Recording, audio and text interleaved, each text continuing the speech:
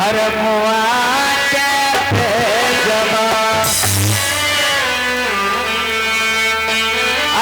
किया हो रामा गली गली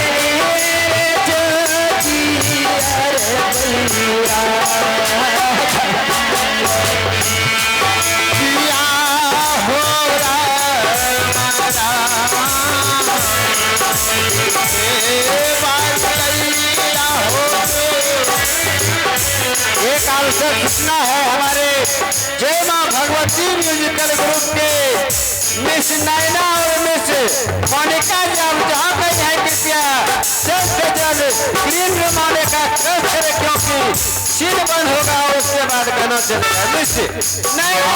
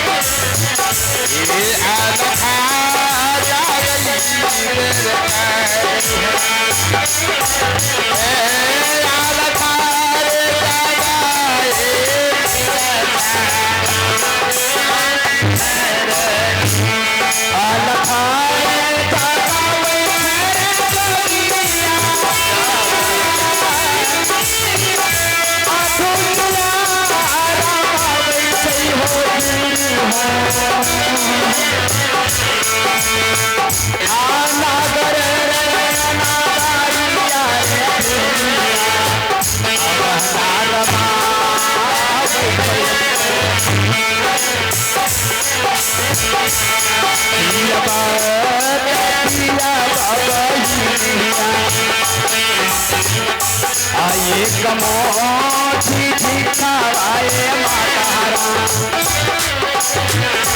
आधी नदी के पवन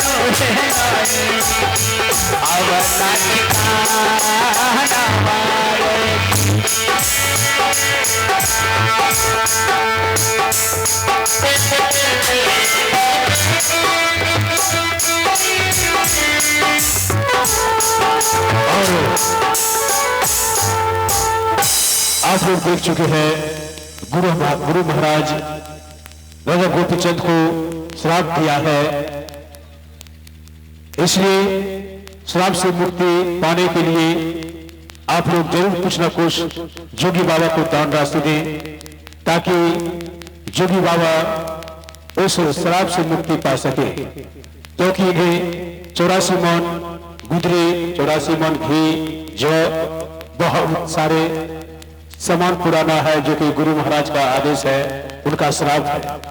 इसलिए आप लोग जरूर कुछ न कुछ दान देकर पुण्य की भागी बने ताकि जोगी बाबा गुरु महाराज के बताए हुए श्राप दिए हुए श्राप से मुक्ति पा सके। रंजन जय हो गुरु गोरखनाथ की जय हो। ए सरकार ए माई संसार में कुछ हो लेके नहीं जाके यह कर्मवा जाए संगवा में दान, यह भगवान के खाता में लिखा जाए। दाया हाथ से दान करे के बाद भगवान के घर में जगह मिली। अलाप निरंजन जय गुरु गोरखनाथ की जय हो। अरे धन से भारल अन धन से भारल दौलत देश गुरु के भजन जीना जिंदगी के पार।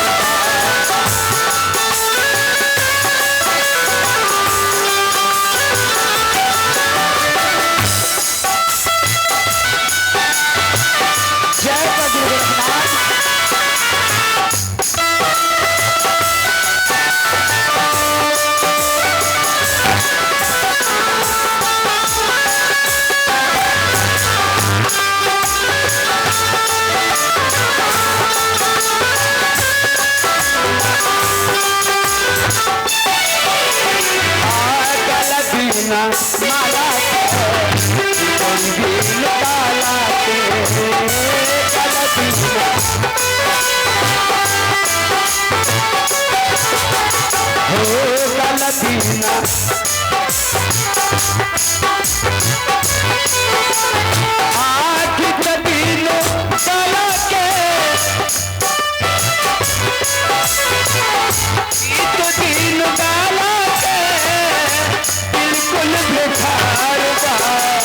हर के भजन भी जिंदगी देता।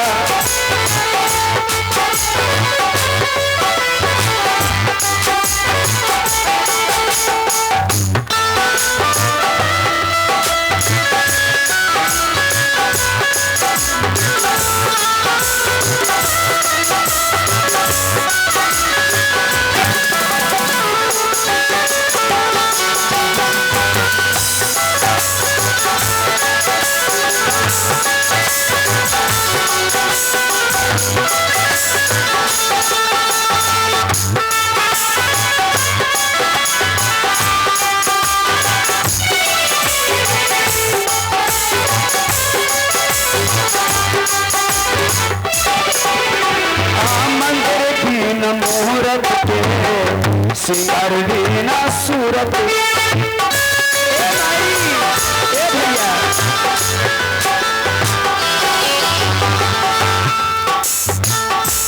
और शरीर के सांस रुक जाए, मुहूर्त निकल जाए तो देहिया कोनो काम के ना रही।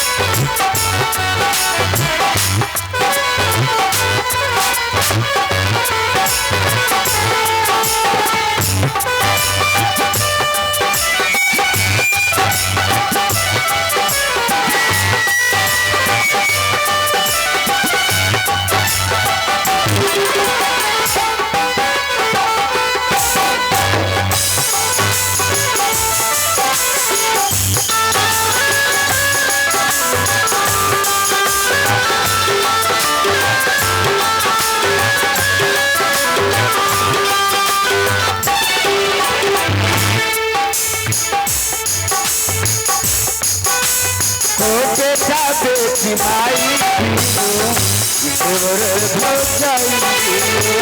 बेटा बेटी